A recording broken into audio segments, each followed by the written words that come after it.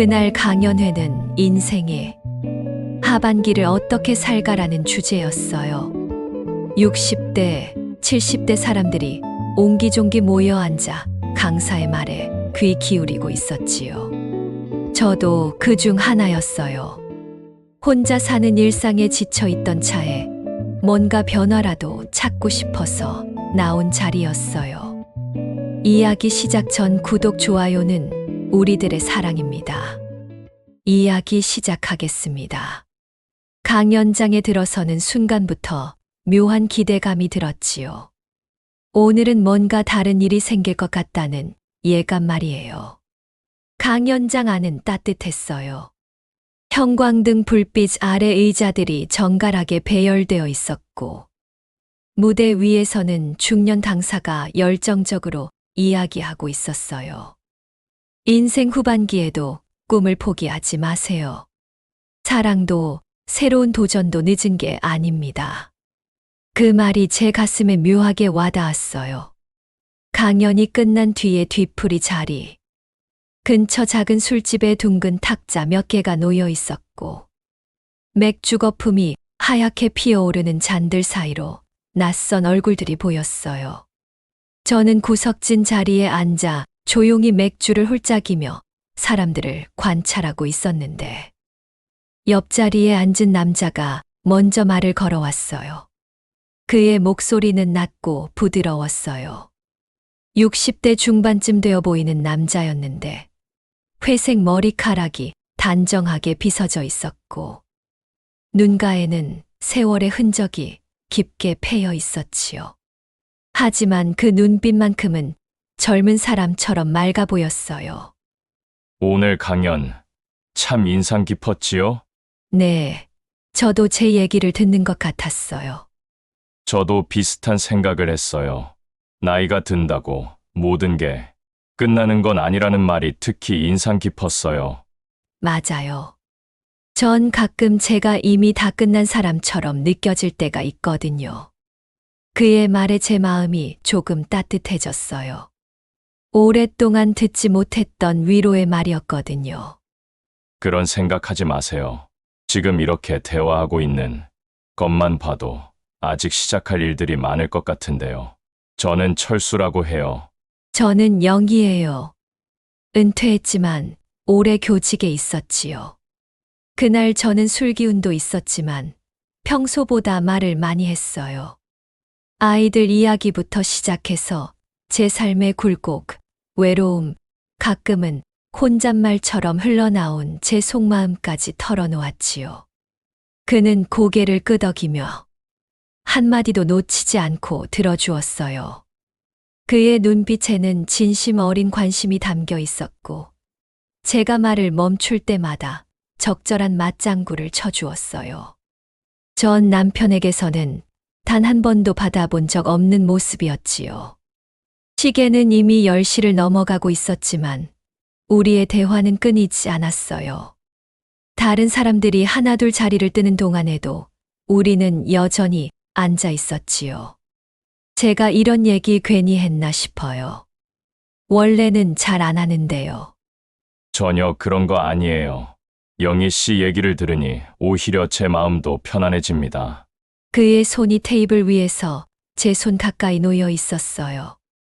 거칠지만 따뜻해 보이는 손이었지요. 한순간 그 손을 만져보고 싶다는 충동이 일었지만 저는 재빨리 맥주잔을 들어 그 마음을 가렸어요. 그날 집으로 돌아오는 길, 제 마음은 이상하게 가벼워졌어요. 낯선 사람에게 제 이야기를 풀어놓고 나니 후련했지요. 무엇보다 누군가 제 얘기를 귀 기울여 들어주었다는 사실만으로도 마음 깊은 곳에서 오랫동안 꺼져 있던 작은 불씨가 다시 켜진 듯 했어요. 창밖으로 지나가는 네온사인들이 어지럽게 흘러갔어요. 저는 창가에 기대며 작게 중얼거렸어요. 이상하네, 이렇게 누군가 내 얘기를 들어준 게 얼마만이지.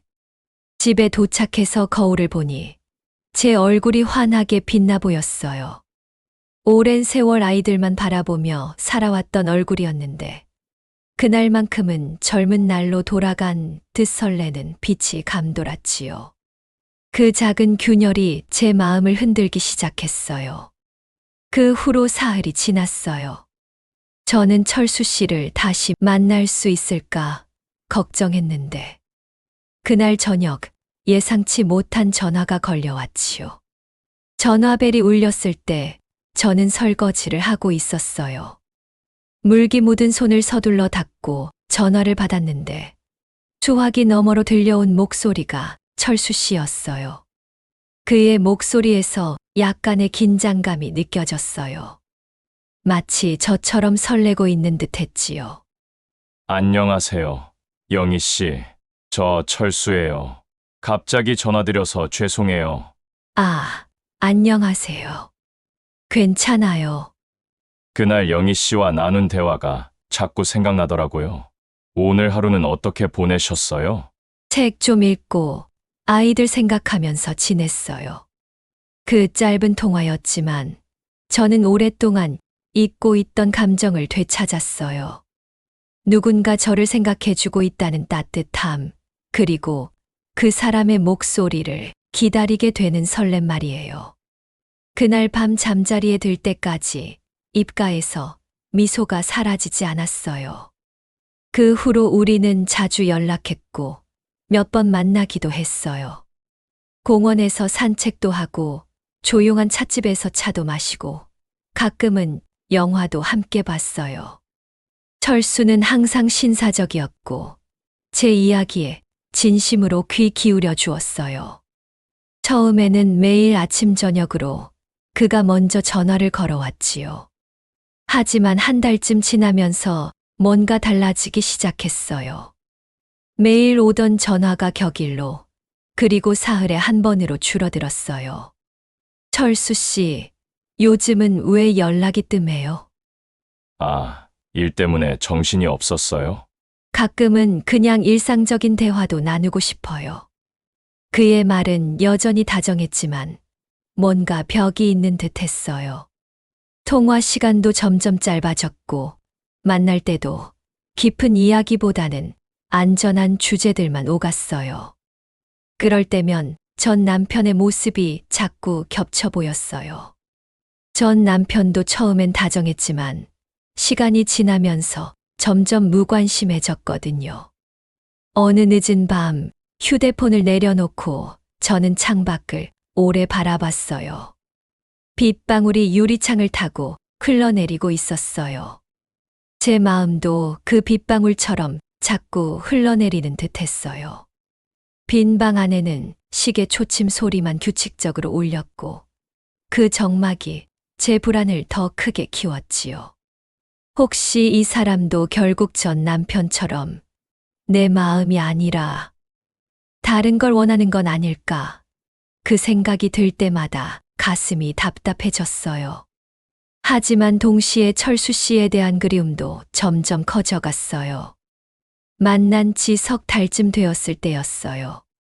철수 씨와 저는 몇 번의 만남을 통해 조금씩 가까워졌지요. 함께 밥을 먹고 손을 잡고 산책도 하고 어깨를 나란히 하고 벤치에 앉아 해지는 모습을 바라보기도 했어요. 그런데 그날 철수 씨는 제게 이전과는 조금 다른 제안을 했어요. 그날 우리가 간 곳은 평소보다 조금 고급스러운 레스토랑이었어요. 은은한 조명 아래 하얀 테이블보가 깔려 있었고 작은 꽃병에는 빨간 장미 한 송이가 꽂혀 있었지요. 와인잔을 들고 있던 철수 씨의 손이 살짝 떨리는 게 보였어요. 영희 씨, 오늘 저녁은 참 좋네요. 네, 이런 분위기 있는 곳에 온 게 정말 오랜만이에요. 오늘은 그냥 이렇게 헤어지기 아쉽네요. 혹시 괜찮으시다면 말이에요. 그 순간 심장이 쿵 내려앉았어요. 머릿속에서는 전 남편의 그림자가 스쳤지요. 이 사람도 결국은, 하지만 그의 말투는 조심스러웠고 눈빛에는 진심이 담겨 있었어요. 강압적이지도 않았고 제가 거절하면 받아들일 것 같은 여유도 보였어요. 저는 잠시 망설이다가 조용히 고개를 끄덕였지요. 네, 좋아요. 모텔의 문이 닫히는 순간 공기는 완전히 달라졌어요. 철수 씨의 손길은 따뜻했고 무엇보다 조심스러웠지요. 전 남편에게서 느꼈던 무겁고 차가운 손길과는 완전히 달랐어요. 그날 밤 저는 오래 잊고 있던 감각들을 되찾았어요. 떨림, 따뜻한 체온, 조심스러운 속삭임, 그리고 무엇보다 제가 여자라는 걸 다시 일깨워주는 시선들. 그 모든 게 저를 황홀하게 했어요. 전 남편과는 너무나 달랐어요. 그때는 늘 일방적이었고 제 마음은 늘 공허했지요. 하지만 철수 씨와 함께한 그 시간은 저를 여자로 또 한 사람으로 살아있게 했어요. 당신은 너무 아름다워요. 이런 감정을 느낀 게 정말 오랜만이에요. 그런데 이상했어요. 황홀했던 그 밤이 지나고 아침이 오자 다시 불안이 찾아왔어요. 그는 나를 진심으로 사랑하는 걸까? 아니면 결국 전 남편처럼 몸으로만 마음을 대신하려는 걸까? 머릿속이 복잡했지요.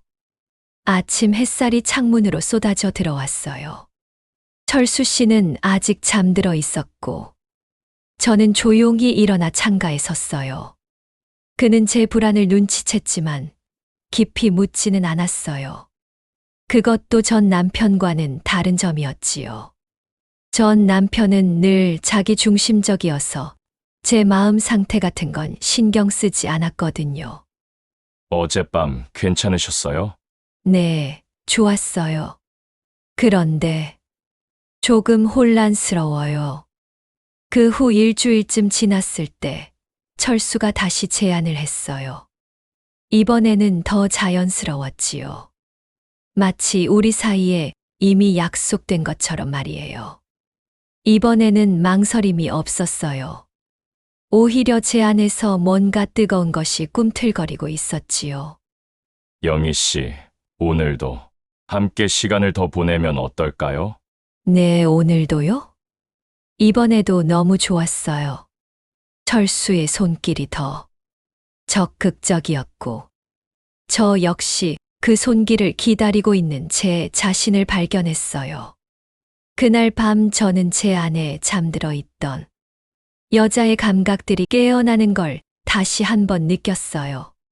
피부 위로 스며드는 따뜻함, 혈관을 타고 번져가는 열기, 숨결이 거칠어지는 순간들. 65세의 몸이지만 그 안에는 여전히 뜨거운 욕망이 살아 있었어요. 철수의 시선이 제 몸을 훑을 때마다 전율이 일었고 그의 입술이 제 목덜미에 닿는 순간 온몸이 떨렸어요. 하지만 그 뜨거운 순간들 사이사이로 불안이 스며들었어요. 이게 전부일까? 그는 정말 나의 마음을 원하는 걸까? 몸은 만족했지만 마음 한구석은 여전히 목말랐어요. 두 번째 밤 이후 제 의심은 더 깊어졌어요. 철수 씨는 여전히 다정했지만 만날 때마다 결국 같은 곳으로 향하는 것 같았어요. 대화는 짧아지고 손길은 더 많아졌어요. 그의 말은 달콤했지만 그 뒤에 숨은 의미가 너무 뻔했어요. 제 몸이 원하는 것과 마음이 원하는 것 사이에서 갈등이 시작됐어요. 분명 그와의 친밀한 시간은 저를 살아있게 만들었어요. 하지만 그는 충분하지 않았나 봐요. 영희 씨, 오늘은 어디로 갈까요? 그냥 차나 마시면서 얘기하면 안 될까요? 물론이지요. 하지만 함께 있고 싶어요. 그 후 철수 씨는 예전보다 더 조심스러워 보였어요. 연락도 뜸해졌고 만나도 어색한 기류가 흘렀어요. 저는 점점 답답해졌고 결국 제 마음을 솔직히 털어놓기로 결심했어요. 철수 씨, 요즘은 왜 이렇게 마음이 멀게 느껴질까요? 멀다뇨. 전 늘 같은 마음이에요. 정말 그래요? 전 불안해요. 철수 씨의 표정이 복잡해졌어요. 상처받은 듯도 보였고, 이해하려고 노력하는 것도 같았어요. 며칠 후 저녁 식사 자리에서 저는 더 이상 참을 수 없어서 직접적으로 물어봤어요. 철수 씨, 우리 관계에 대해 솔직히 말해주세요. 당신은 저를 사랑해요? 영희 씨, 당연한 걸 왜 묻습니까? 전 늘 당신을 생각합니다. 생각한다는 게 사랑은 아니잖아요. 사랑 그게 뭔지 솔직히 저도 잘 모르겠어요. 그날 저는 처음으로 제 진심을 다 쏟아냈어요. 이 사랑이 단순한 육체적 끌림으로 끝나지 않기를 바랐어요. 그리고 이번만큼은 전 남편 때와는 완전히 다르기를 간절히 바랐지요. 저는 몸만이 아니라 마음도 함께 나누고 싶었어요. 사랑은 말과 마음에서도 확인되는 거라고 믿었거든요. 우리가 서로의 마음을 확인하려 애쓰던 그 무렵, 예상치 못한 방해꾼들이 나타나기 시작했어요. 첫 번째는 제 딸이었어요. 주말 오후 딸이 갑자기 집에 찾아왔어요. 평소와 달리 표정이 심각해 보였지요. 엄마, 요즘 표정이 많이 달라졌어요. 그래, 어떻게? 밝아진 걸 보니 뭔가 있죠? 그냥 어떤 사람을 만나고 있어. 엄마 나이가 몇인데 또 상처받으시려고요?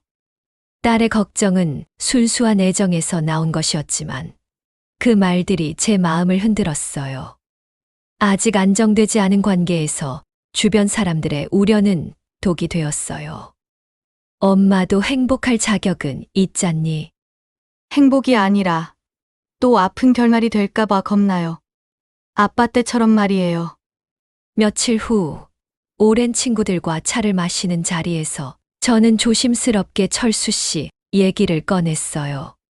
친구들의 반응은 예상했던 것보다 더 차가웠어요. 영희야, 정말이야? 이 나이에 연애를? 조심해야 돼. 남자들이 이 나이 되면 더 간사해져. 그런 사람은 아니야. 친구들의 말은 아기가 있는 건 아니었지만 제 불안을 더 키웠어요.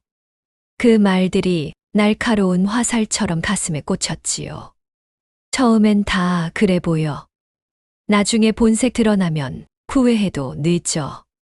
특히 나이 든 남자들은 젊은 여자 못 사귀니까 우리 같은 사람들한테 접근하는 거야. 그런 말들이 자꾸 머릿속에서 맴돌았어요. 친구들과 딸의 말이 자꾸 떠오르면서 철수 씨를 볼 때마다 의심의 눈초리가 생겼어요. 우리가 첫 번째 화해를 하고 조금은 안정을 찾았을 무렵, 철수 씨는 오랫동안 말하지 못했던 더 깊은 이야기를 꺼냈어요. 그날은 유난히 바람이 차가웠지요. 공원 벤치에 나란히 앉아있던 우리 사이에는 잠시 묵묵한 침묵이 흘렀어요. 영희 씨, 사실은 그동안 제 속 얘기를 다 하지 못했어요. 갑자기 왜 그래요? 무슨 말인데요? 전 부인과 헤어질 때의 자세한 얘기 말이에요. 저는 정말 형편없는 남편이었어요. 그의 목소리에는 깊은 후회가 배어 있었어요. 20년, 30년 전의 기억이지만 여전히 아픈 상처인 듯 보였지요. 매일 새벽에 나가서 밤늦게 들어왔어요. 집에 들어가면 피곤하다며 소파에 누워버리기 일쑤였고 아내가 말을 걸어도 응, 그래 정도로만 대답했어요. 그렇게 오랫동안요? 20년 넘게요. 그의 목소리는 낮았지만 깊은 울림이 있었어요. 저는 처음으로 철수의 진한 상처와 두려움을 제대로 마주한 듯 했어요. 그는 단순히 무뚝뚝한 남자가 아니라 과거의 실패 때문에 상처받은 남자였어요. 결국 그녀는 철수 씨와 살면서 너무 외로웠다는 말을 남기고 떠났어요. 그때 깨달았지요. 저는 사랑을 표현하는 방법도 지키는 방법도 전혀 몰랐다는 걸요. 그의 고백을 들으며 제 안에 꽁꽁 묶여 있던 불신이 조금씩 풀어졌어요. 철수 씨는 전 남편과 달랐어요. 전 남편은 진짜로 무관심했지만 철수 씨는 두려움 때문에 침묵했을 뿐이었어요. 그 차이를 이제야 알 수 있었지요. 그래서 저한테도 말을 조심했던 거군요. 네. 영희 씨를 만난 뒤에도 똑같은 실수를 할까봐 겁이 났어요. 하지만 저는 그게 너무 건조하게 느껴졌어요. 그 순간 저는 깨달았어요. 철수 씨의 침묵과 전 남편의 침묵은 완전히 다른 거였다는 걸 말이에요. 알아요. 이제야 알겠어요. 영희 씨가 원하는 건 단순히 육체적인 관계가 아니라 제 마음과 솔직한 언어였지요. 전 남편은 늘 침묵했고 결국 제 몸만 원했어요. 그래서 더 불안했어요. 영희 씨, 사랑해요. 이제라도 말할 수 있어서 다행이에요. 이제야 모든 게 명확해졌어요. 철수 씨는 사랑을 표현하는 방법을 몰랐을 뿐 마음만큼은 진실했던 거예요. 그 말을 듣고 싶었어요. 그날 우리는 진짜로 울었어요. 위태로웠던 사랑이지만 진짜 반전이 찾아왔어요. 이번만큼은 전 남편과는 완전히 다르다는 걸 저는 확신할 수 있었어요.